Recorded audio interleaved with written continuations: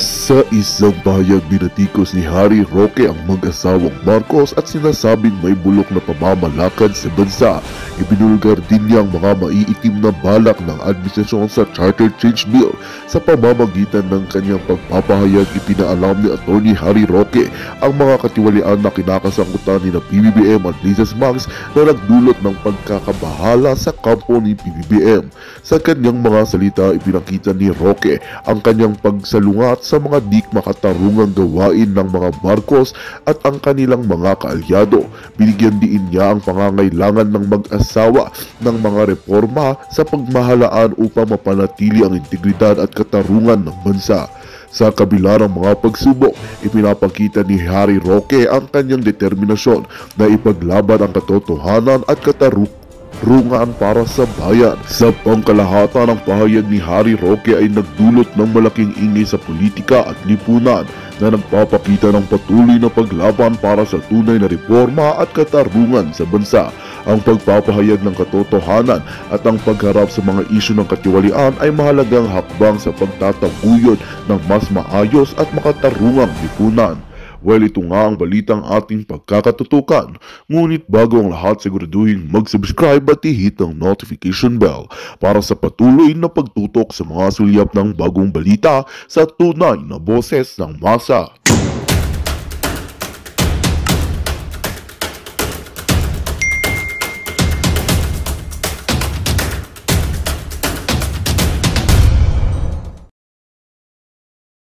Talagang hindi magtagumpay ang kanilang charter change, ang tingin ko ang plan B ay martial law. At narariyan na ang deklarasyon ng ating presidente na nag-a-annex na ng teritoryong China. Ang pag-a-annex po ay isang pamamaraan ng paglusob na dahilan para magkaroon ng deklarasyon ng martial law. Aba, ako'y nawindang dyan, no? Dahil alam naman natin na bagat nagkakaroon ng agawan ng isla, dun po yan sa West Philippine Sea, no? Na napakalayo naman dito sa mainland. Pero ako'y nabahala kasi alam niyo po, sasalig ang batas at dahil nga dun sa mapait na karanasan natin kay Marcos Sr., ang martial law ay po pwede lang ideklara kung merong panlulusob ng isang dayuhang bansa at yung paghimaksikan dito ng mga Pilipino laban sa gobyerno. Kapag sinabi mong annexation, abay parang sinasabi mo na nagkakaroon ng panlulusob ang bansa sa Pilipinas, ang China sa Pilipinas. So ngayon ang tanong ko, ano ba ito? Ang susunod na ba ay martial law? Nako mga kaibigan, eto na ba kayong sinasabi natin eh. Ito po ang delikado, guys. Plan B po mga kaibigan, Plan B. Nikuting, bistado na po mga kaibigan. Talagang kung hindi talaga nila kakayanin, kasi sa tingin ko hindi talaga nila kakayanin yung Chacha eh. Kung if worst comes to worst mga kaibigan at hindi po nila kakayanin ng Chacha, ito po ang kanilang Plan B, guys. Itong sinasabi po ni Atty. Harry Roque. Ako, sang-ayon talaga ako dito, guys. Ako, naniniwala ako dito eh. Tingnan nyo ang ginagawa nila sa China ngayon. Kahit wala pong ginawang masama ang China, mga kaibigan. Pilit nila, pilit itong Kuting administration pilit nilang parang inaasar, pinipiko nila yung China eh.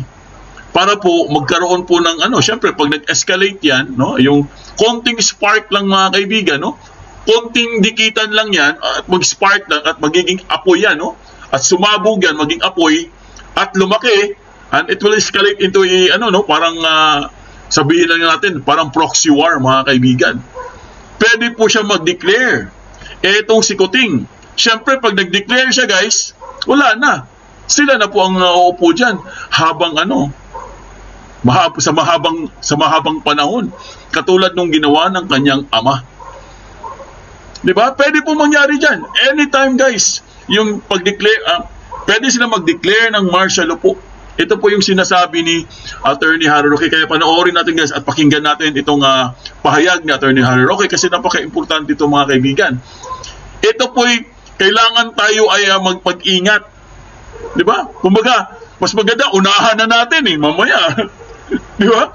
Kasi guys, kaya sila nagbabanta mga kaibigan dahil po yan sa ultimatum or yung deadline na sa June po, sa darating na June mga kaibigan. Yan po alamin natin yan guys. At syempre, Meron po tayong breaking news mga kaibigan, no? Grabe po. Risa na naman! Grabe, ang tindi talaga itong si Risa Hontivirus mga kaibigan. Sumagot na nga yung kampo ni Pastor Kibuloy, hindi pa daw siya satisfied mga kaibigan. Grabe na talaga ito. Sa tingin ko guys, iba na talaga. Mamaya panoorin nyo po guys. Sa tingin ko lang mukhang may sayad na mga kaibigan. Mukhang may something na po yung ulo guys. Hindi na po tama. Kasi nga, gusto niyang sumagot si pastor. Gusto niyang sumagot yung mga legal niya. Sumagot sila, ayaw naman niyang tanggapin. At hindi daw siya satisfied.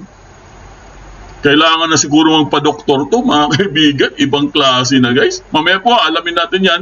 At syempre guys, nagsalita po si sa wakas nagsalita na po si General Bantag.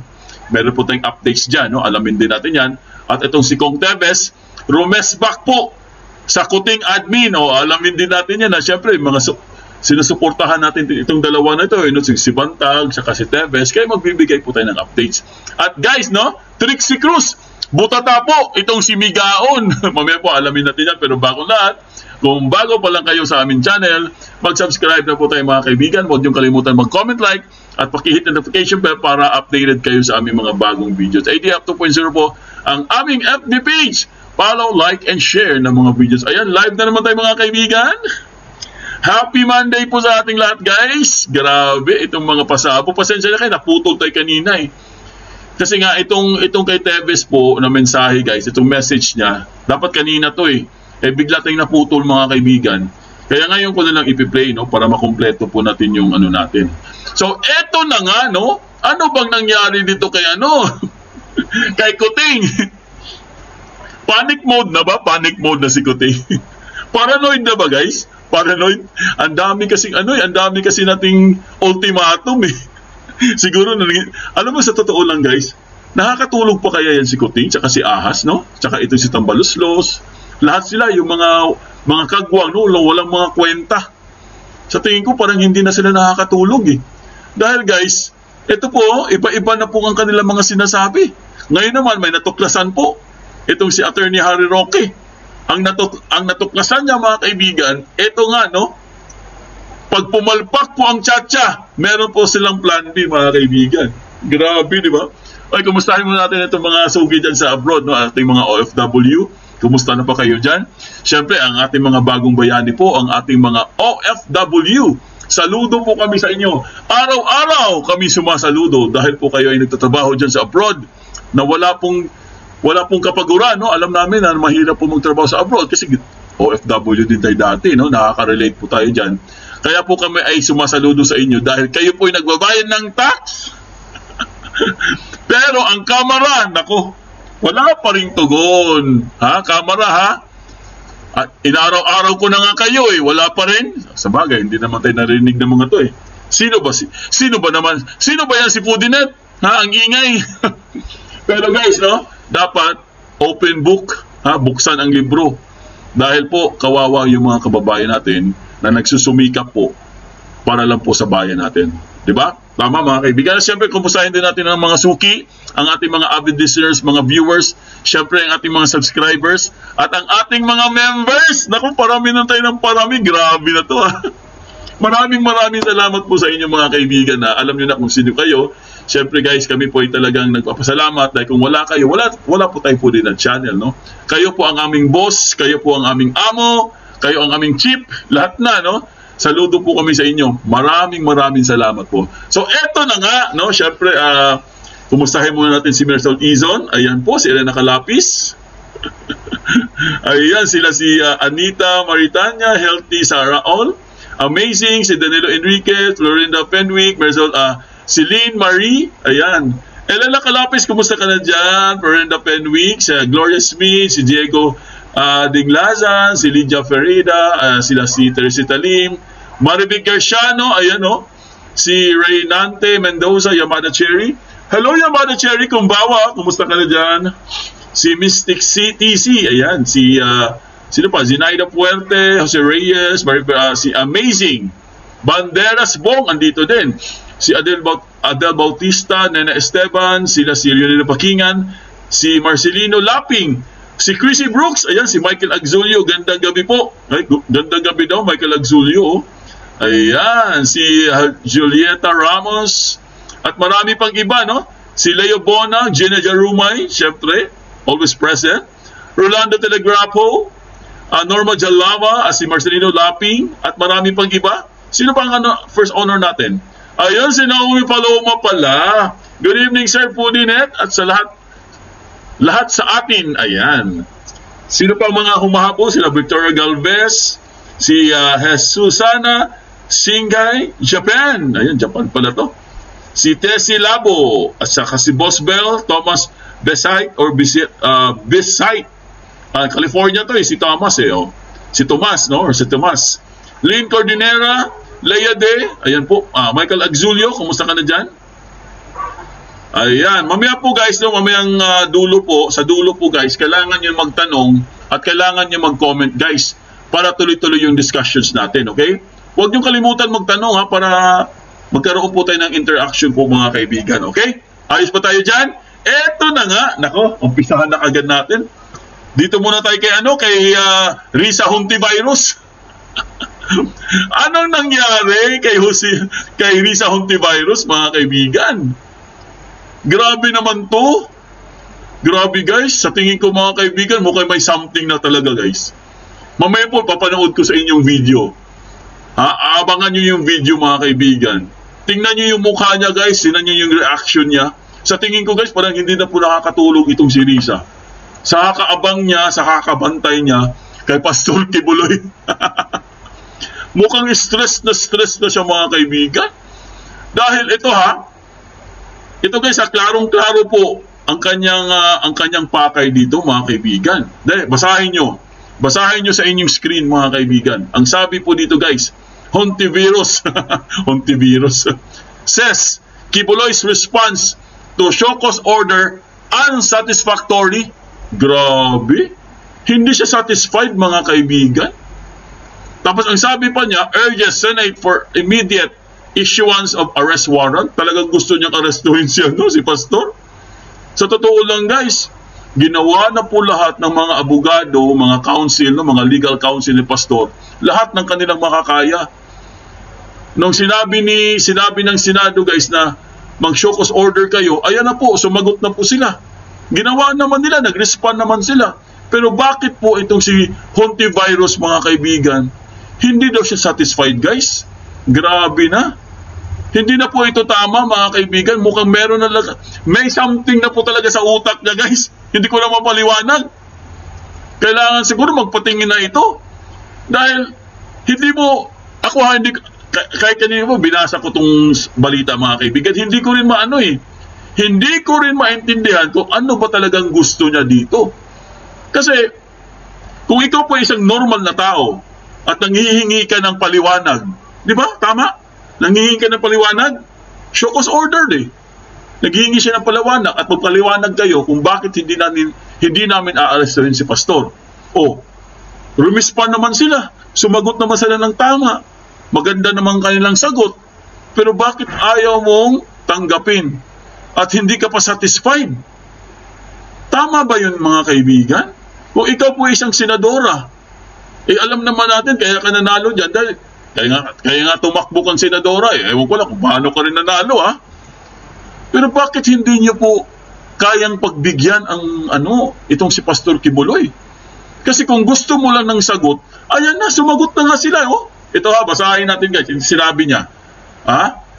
Sabi pa ni Risa Hontivirus, we, including my legal term, immediately read through the documents carefully, mindful of due process for the accused, but also with a review to ensuring that the Senate as an institution is protected from dilatory tactics of parties. Ito pa sabi niya, isa po ang naging maliwanag sa aming pag-review. Okay sabi niya, his explanation is nowhere near satisfactory. Grabe naman talaga. Ang explanation daw ng legal ni Pastor o si Pastor Kibuloy ay wala daw wala daw sa ano guys, malayo daw sa katotohanan or hindi daw satisfactory. Imagine you guys, ganyan ang sagot niya. They did nothing but rehash previous arguments they made for not attending our Senate hearings. Dito ako naasar kasi sabi po nitong si Hontivirus, rehash daw yung sagot nila. Alam mo madam, hindi po ako abogado guys ha. Hindi po ako expert sa mga ganyan-ganyan. Pero pag sinabi mong rehash mga kaibigan, ibig sabihin, yun yung mga dati. Di ba ganun naman talaga yan? Pati yung hearing nyo sa Senado, rehash din yan. Ha? Narinig mo ba yung sinasabi mo, Madam Risa Hontivirus? Na sinasabi mo, rehash previous arguments? Rehash naman talaga, pati yung mga kaso niya. Everything was a rehash. Kaya nga tawag dyan, rehash kasi yun yung dati. Anong gusto mong paliwanag niya? Sasabihin ni Pastor, ay gumanda ka na ngayon Risa. Yun ang gusto mong marinig? Dati ka namang hindi maganda. Baka yun ang gusto niyang marinig. Ha? Kasi ako guys, hindi ko talaga maintindihan. Kasi ginawa na po lahat. Binigay na lahat. Ay, lahat ng mga hiling nila. Binigay na po ng mga abogado. Pero bakit ayaw pa rin tanggapin? Ito basahin po natin. Kibuloy's lawyer Milanio Balayan had earlier confirmed receipt of show cause order and insisted that the KOJC leader will not attend the hearing. May receipt na. Balayan said that the Senate attempt to compel Kibuloy's appearance in the hearing is tantamount to usurpation of judicial functions beyond powers of Senate. Kaya ayaw nilang pumunta doon. Yun. The lawyer also said, Hontivirus is incriminatory as it categorically declared the guilt of KOJC leader. Kaya po ayaw nilang pumunta doon. Kasi pinapangunahan nyo na Guilty na kaagad si Pastor Wala pa nga Ano ba talagang gusto nyo? Ha? Gusto nyo sumagot? Sumagot naman. Sana kung hindi sumasagot, di ba? Sana kung nagtatago o kaya walang respond. Sana kung walang pinapadalang abogado. O kaya sana walang mga legal counsels. Kompleto naman lahat. Gusto nyo yung documents? Kompleto documents. Gusto nyo ng response sa show cause order? Meron naman. Pero bakit po ayaw niyang tanggapin at sinasabi niya pa na unsatisfactory? Grabe na yan guys. Obsessed na yata, no? Sa tingin ko lang. Mukhang mayroon po guys. Alam mo sa totoo lang guys, mga kaibigan. May something na po talaga ang ulo nito mga kaibigan. Kaya kailangan niya po magpatingin. Kasi pag hindi po siya nagpatingin guys, at pagtuloy-tuloy yan, baka ipasok na po siya sa loob. Pasensya na po Pasintabi na po. Yun talaga ang yun talaga ang natingin ko dito Mukhang mayroon talagang something dito Kasi bakit niya hinahabol si Pastor? Ang dami-daming kaso. Risa, Sus Maria Joseph naman. Tumataas ang presyo ng bigas. Mga bilihin, tumataas. Gasolina. Meron pa tayong problema may problema pa tayo sa PCSO. Na isa pa tong si Rapi. Ayaw na magalit. Nagkaharap sila kanina ni Robles Ayaw ko na nga, kaya nga hindi ko na pinlay dito Naasar lang Wala din nangyari sa hearing kanina kay Robles. Pinakawalan din niya. wala pong kwenta. Kaya po guys, ewan ko bakit po nyo hinahabol si Pastor?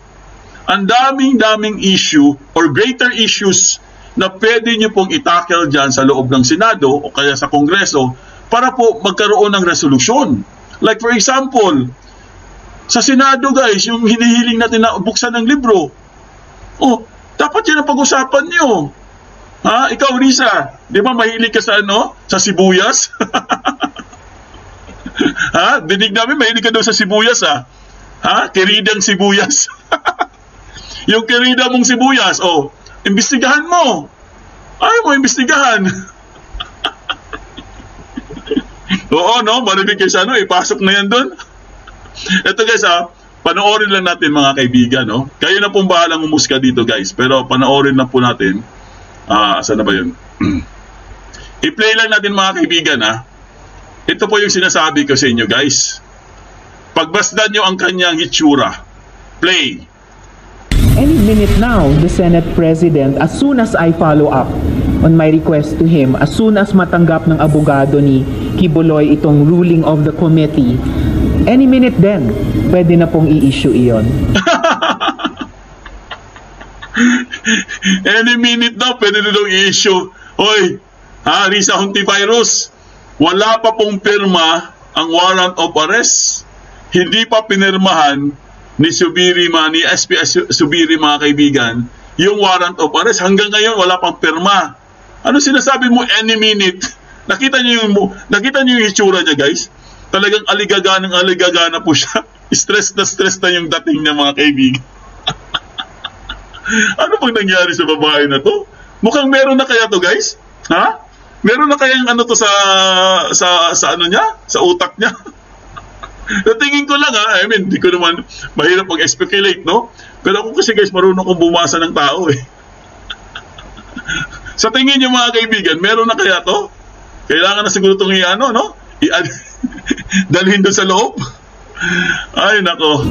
Maaari nang ilabas ng Senado anumang oras ang arrest order laban kay Kingdom of Jesus Christ o KOJC Leader Apollo Quiboloy. Ayon kay Senate Deputy Minority Leader Risa Hontiveros, nagpadala na siya sa abogado ni Quiboloy at Senate President Juan Miguel Mig Zubiri ng kopya ng tugon ng kanyang komite sa paliwanag ng religious leader sa show cause order ng Senado. Dito nanindigan ng senadora na may kapangyarihan ng Senado na mag-imbestiga kahit pa may nakabinbin ng kaso sa korte patungkol sa mga aligasyon. His explanation is nowhere near satisfactory. They did nothing but rehash previous arguments they made for not attending our Senate hearings. Ayon kay Senate President Zubiri, aaralin niya ngayong araw ang tugon ni Quiboloy at Senator Hontiveros para makapaglabas ng desisyon sa lalong madaling panahon. Samantala, pinatunayan naman ng senadora na galing mismo kay Quiboloy ang naiulat na 17 kondisyon nito para dumalo sa investigasyon ng Senado. Ito'y matapos itanggi noon ng abogado ni Quiboloy na si Attorney Ferdinand Topacio ang mga naturang kondisyon. Grabe, no? Alam mo, Elena Calapis, tama yung sinabi. Ito po, basahin po natin si Elena Calapis. Sabi niya, what committee ng solo ka lang? So please, mind yourself. Pag sure o matino ka ba? Tama po. Tama po ang kanyang observation po ni Elena Calapis. Kasi guys, mukhang hindi na po talaga matino eh. Mukhang nawawala na po siya sa kanyang sarili, guys. Biro mo, pag nag-committee po sila, guys, solo lang siya, mga kaibigan. Wala pong gustong sumama sa kanya. Either siguro baka hindi pa siya naliligo kaya walang gustong tumabi. Baka amoy ano siya.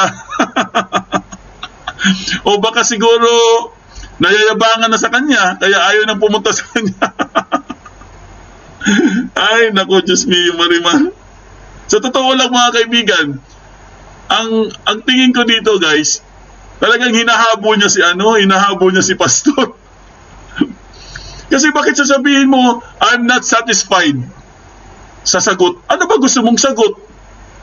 Ay lahat naman talaga ganun ang sagot. Rehash naman talaga yan. Diba? Ako, hindi ako abogado. Sabi ko sa inyo, ha? Disclaimer po tayo. Wala po akong alam dyan. Ha? Hindi po tayo expert. Pero naintindihan ko po, pag sinabi mong unsatisfied ka or kumbaga, very ano yan eh, parang anong tawag dyan? Unsatisfactory? Ibig sabihin doon, hindi ka natuwa. Yun, kung sa Tagalog pa. Ha? Hindi ka natuwa sa sagot. Naghahanap ka pa ng ibang sagot. Ano pa bang gusto mong sagot? Matinding crush? mukhang may pagnanasa yata to eh, no? Grabe na, guys. Hindi kaya matindi yung pagnanasa niya kay Pastor. Kasi ayaw talaga yung tantanan eh. Lahat tumahimik na. Siya na lang, bukod tangi, mga kaibigan, ang natitira. Siya na lang po ang bukod tangi nag-ahabol kay Pastor. Yung kamera nga, tumigil na nga sila eh. Ito naman, sige ng sige. Naku, mukhang nabuang na siguro to. Buang way ligo ba? O, ew! Nang alingasaw na ba, no? 17 ang hamon ko sa iyo, 17 conditions. Harapin mo yan. Kung di mo maharap yan, magdebate tayong dalawa. Kasi parang tinatawag ako ni Tiberos na ayaw, tapos ikaw sila sa social media na parang nanonood ako na kung ikaw gano'n i-content and i-question by kaya napilitan ako na magbigay na sa condition. Sinubukan pa tayong linlangin ng abogado niya na si Attorney Topacio at tinawag pa na fake news. Pero si Kibuloy na din umamin. Wala pang pahayag dito ang kampo ni Kibuloy. Ayon kay Senator Hontiveros, magkakaroon pa ng isang pagdinigang Senado kaugnay ng mga alegasyon ng pang-aabuso ni Kibuloy. Panawagan niya ngayon sa mga kapwa niya senador, huwag anyang hayaang maliitin ang kanilang institusyon. Kumpiyansa rin ng senadora na maayos na may patutupad ang arrest order sa oras na ilabas na ito ng Senado. Well, hopefully walang mamumuong physical resistance dahil if ever isa na namang negatibong development yan dito sa investigasyong ito na kung hindi lang nagdrama ng napakatagal ni Kibuloy, kung sana humarap na lang siya sa unang hearing, hindi kailangang umabot sa ganito. Harleen Delgado, UNTV News and Rescue. Virus, matulog ka nga. Hindi kaya tayo natutulog eh. Mukhang alam mo niya sa totoo lang, baka pinapanaginipan niya si Pinapanaginipan niya si Pastor. Hindi kaya guys? Hindi kaya niya pinapanaginipan si Pastor o kaya nag-hallucinate siya? Kasi ayaw niya tantanan eh. Ay nako, Diyos me, Marimar. Ay, iwanan na nga natin to. Ha? Punta na nga tayo sa ibang topic. Bambihira naman, no? Ito po, pakinggan po natin, basahin lang po natin, guys, no? Si General Bantag po, guys, nagbigay po siya ng message patungkol po sa namayapang si Ricardo Zulueta. Okay? Basahin lang natin, mga kaibigan, no? Kasi syempre, guys, support po tayo kay General Bantag, no? Kahit hindi po natin siya nakikita, hindi natin siya naririnig. Pero at least guys, nagbigay po siya ng message, no? Update po natin sa kanya ito, okay? Ito po, basahin lang natin guys. Ayan po, statement from DG Bantag, okay? Passing of kumbaga yung pagpassing po kay Zulueta, no, mga kaibigan. Okay, ito po, basahin lang natin, mga kaibigan. Siguro nakikita nyo naman yan. Nababasa nyo naman guys, no? Ayan po, oh. I am deeply saddened by the untimely loss of Superintendent Ricardo S. Zulueta. During our time together, no, he was not just a colleague, but a dear friend. O, kaibigan niya kasi yun eh. A beacon of integrity, courage, and unwavering commitment to justice.